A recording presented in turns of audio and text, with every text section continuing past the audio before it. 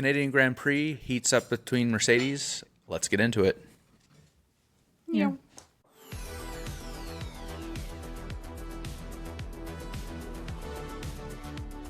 It's getting spicy, I feel. Not yet, though. I think we're on that tippy point of The tippy point. the tippy point of some boil over, maybe post Montreal. So, but before we get into all that, brewing. before we get into it, though, don't forget to like, subscribe, and follow the channel. But Yeah. tea is brewing. I mean, So. if you just watch the video, you know. I mean, I was just like making sidebar comments. The ones that you always leave in every time you cut this out. Listen, I have to leave. Okay, glad I said cut this out. I cut out a last video I edited. I cut out like I believe fucking 30 We minutes. talked for like an hour before we started talking about racing. Sorry if I missed a little bit. I was trying to leave a little bit of personality in there, but Oh, well.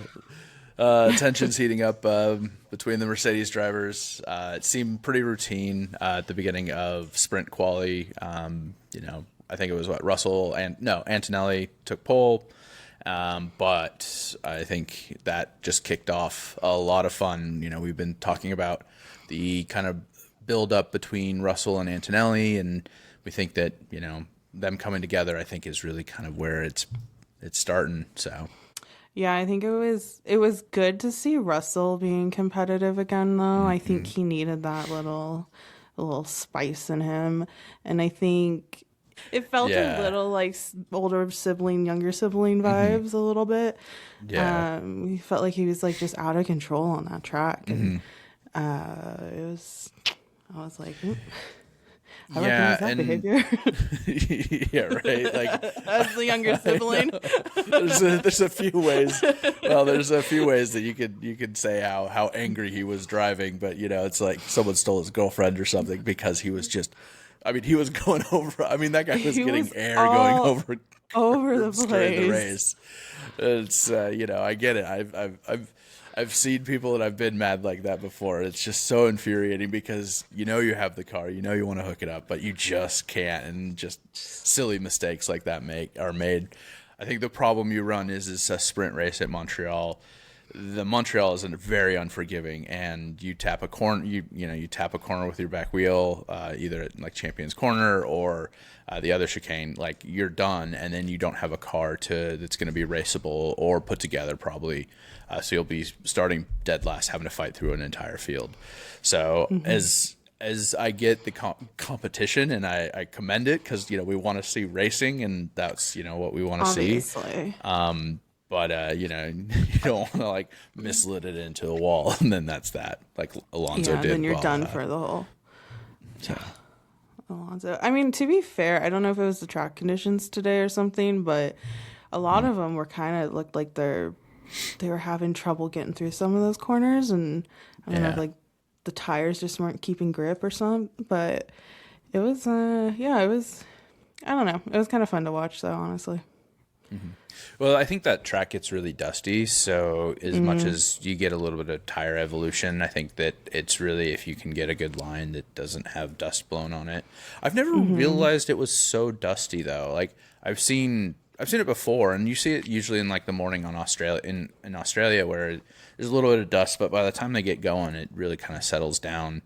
But I've never seen Montreal. It doesn't feel like I've seen it this dusty, and I could be wrong. I may not have noticed it in previous races, but I think that, and the constantly dodging wildlife from time to time is definitely another factor. And so, but all good. I mean, Hamilton, I was super impressed. I mean, someone said, "Hey man, you're gonna retire," and he's like, "Nah, I'm gonna be here for a while." And I think he's trying to prove a point. Hold my beer. Yeah, he totally hold my beard. Yeah. Which is good. I think it's ridiculous that people are even like being like, "Dude, you need to retire." Like, he has shown no signs of like needing to retire. You know what I mean? Like, there's some drivers that you're like, okay, I think you're tired, maybe it's time to go, but not Hamilton. Like, I feel like Yeah, Hamilton's still kind of in a prime. Like, I think so. Yeah. he's not on the out. No, he's here for a while, and I think that there's, even if he moves from Ferrari, whatever that looks like, there's so many other teams who would happily take him just because he's such a consistently great driver. So, and it's good to see. It was a bummer seeing him fall off during during the sprint qualifying, and then he did a great job getting grabbing some position, but then losing it at the end. I think it just, I don't know, the car fell off or something, and he just. Well, I know he was losing grip left and right on those last laps, so he dropped a couple laps right at the end, which is a bummer. But coming back into quali for tomorrow, he definitely showed up. I mean, he was putting in 12s on the time sheets, which is pretty good. So Verstappen seemed like he was having issues with his truck. I almost said truck. It's like I the always get furthest thing from a truck. I always get frustrated with Verstappen because I know he didn't do great, but he's complaining, but yet he's still putting up amazing laps for what it seems like based on the problems that he's having. And so, it's like, But they're not like Verstappen level laps. They're like Stroll level laps. You know what I'm saying? yeah, but it always makes not even Stroll level laps. Honestly, they're right. like. Sorry, I didn't mean to offend you there, Verstappen. I think they're. But you know what I mean. They're more like could have been worse. Midfield. He could have called him Ocon, right? Who? No. I think like they're just not up to his tier, is what it is. Yeah, and which is good to see. And I say it's funny because I'm like, oh man, it shows how great of a driver he can be, and then it's like he just needs a better machine, right? And so that's what I'm excited for. Is I'm hoping that Red Bull has had a little bit of time over the break that we just had, and kind of going into our next race is going to be Monaco, which, I mean, Monaco is you just have to qualify well, right? So. They have some time to kind of dial that car in. I think once they can dial it in, you do have that prestige that he brings that will, I think, get them back up to the top. Because Hadjar was doing great during quali, so Hadjar was finding good times and had good sectors. So the car is there, it feels like, and both of them are doing well with it. I think it's good to see him getting back to where I feel like he was pre-regulation changes. So I think there's hope in that. But yeah, he's still working on it. Yeah. Well, did Mercedes make a bunch of changes? Because I know you said in like a different video that they were going to wait till Montreal to make a bunch of changes. Or was it Ferrari? It was Ferrari. Did they bring it was Ferrari, yeah. Did they I don't bring know. the I got changes? a bunch of them because a lot of them were like, we're not bringing anything. And then a lot of them brought a bunch up to Miami and then didn't bring, because I don't think Mercedes or Red Bull brought new upgrades to Montreal. I know that a lot of them did the like exhaust at Miami. They all turned up with like kind of the Ferrari exhaust tip that Ferrari was doing. Ferrari so and then was Red pissed. Bull. Yeah, we're not copying you. We had this all along. Way back in the day. It was in I the faxed myself. That's how long ago I had it. I tried I tried that poppy that you told me was good, the cherry limeade. Yeah. Bro, it was nasty. Sorry. I liked it. I mean, it was good. Well, maybe I was thinking it was. I got some for you. Forever. We got for the newest drink of the week. I feel like I was gonna say, what's your treat? I feel like I what's show your up drink like of the week? I just have water. Oh, and a okay. Stanley. So we did do the Costco.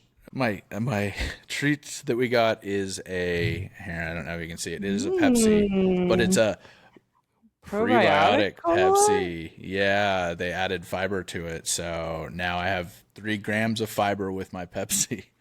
Give it a try. It tastes like a pep. Well, it has a cherry. It comes with this one and then a cherry version as well. So we're like, well, we'll give it a try, because I think sometimes like Poppy and all those are great, but sometimes they just can't replicate that like cola flavor, like the Coke or the Pepsi or whatever that, RC, whatever you're trying to like catch. So yeah, they just don't hit the spot the same. Like they're still enjoyable. Yeah. But So, yep, that's my sweet treat. nice. But you can't we taste. It doesn't taste weird.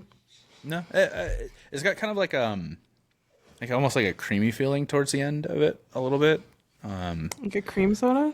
Yeah, kind of a little bit, not too much, but that's the only thing that I'm noticing that would be different than a regular soda. But yeah. So don't go to Costco the Friday before Memorial Day. That's a rookie mistake. I can full let you know that was a very big rookie mistake. And as soon as we walked in, I was like, oh, of course we got a hot dog.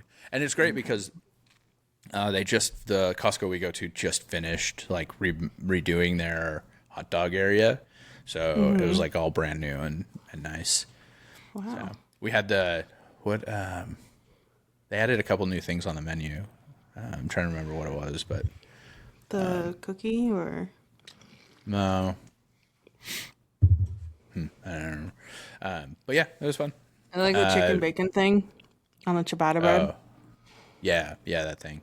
Well, I don't know. I don't think ours got because I heard that they're doing like a Philly cheesesteak soon, or some of them were doing that. So I'm good with just the hot dog. I mean, for $1.50, I mean that is a great deal, and it fills you up. So I do like the hot dogs, and I do like their pizza. Mm-hmm. Yeah, Sean and Emily, we used to get Costco pizzas all the time growing up. It was great. Do like a sleepover with all your friends. You get like 4 Costco pizzas. It was either that or Papa Murphy's. Papa Murphy's. Yep, there's an alum here. I have like this, like ever since that was my high school job, was Papa Murphy's, and I just have like this. Hooking me and my friends up with pizza, dude. So much freaking pizza. But like I have this like. It's like involuntary when someone says Papa Murphs. I just like go Papa Murphs. Like it's so embarrassing. Or like what we would used to sing was like, because it was right when Lady Gaga was huge, so it was like the Papa Murphys. Anyway, I just have like it's like involuntary to me, and it's so embarrassing. That's hilarious. I mean, my whole life is embarrassing, but whatever. Well, I think obviously the big T is Russell and Antonelli coming together.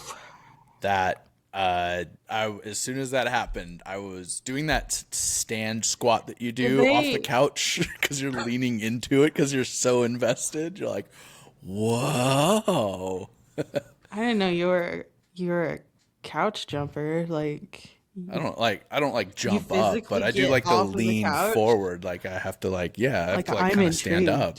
Yeah, exactly. That's how people know in the room that there's something important happening. I just hold my breath. But yeah, I will say I do stand in front of the TV and pace as well.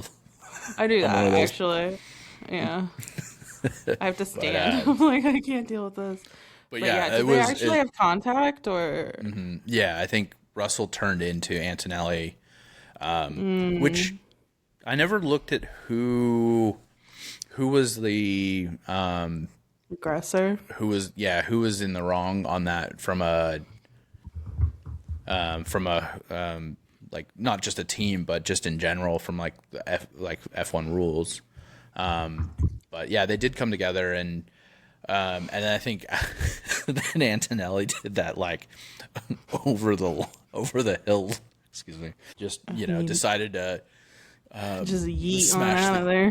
What is the saying? I'm just gonna hit the gas until I see the checkered flag or Jesus.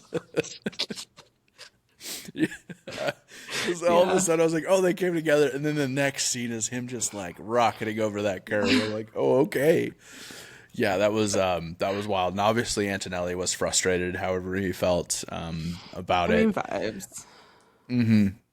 I'd be pissed too, honestly. Like, I mean, George Russell, I feel like is one of the, like, even when he's mad, it's not that mad. He's one of those people that, like, his mad is, like, my baseline, Mm-hmm. Yeah. I'm not saying I'm an angry person, but, I got a little attitude. But, like, most of the drivers, they're kind of, like, sometimes they get mad and pissy and just start. I guess that's interesting. Like like when you look at it, there's like two categories of drivers, right? There's the ones that get mad, but they stay consistent, like they're steady, and that'd be like George. I would say that'd be like George, Hamilton, Verstappen. Probably maybe more. Maybe it's just a seasoned thing, but Yeah. And then you have the drivers that kind of like Lando and I think I don't know, maybe Leclerc, but Antonelli, where like their emotions really affect their driving. I mean, that happens for everybody, but you really see it. You know what I mean? Like nobody's like immune to that, but Yeah. you really see, like you can see when they're driving on track pissed. Oh yeah, 100%. More times than some other drivers. Okay.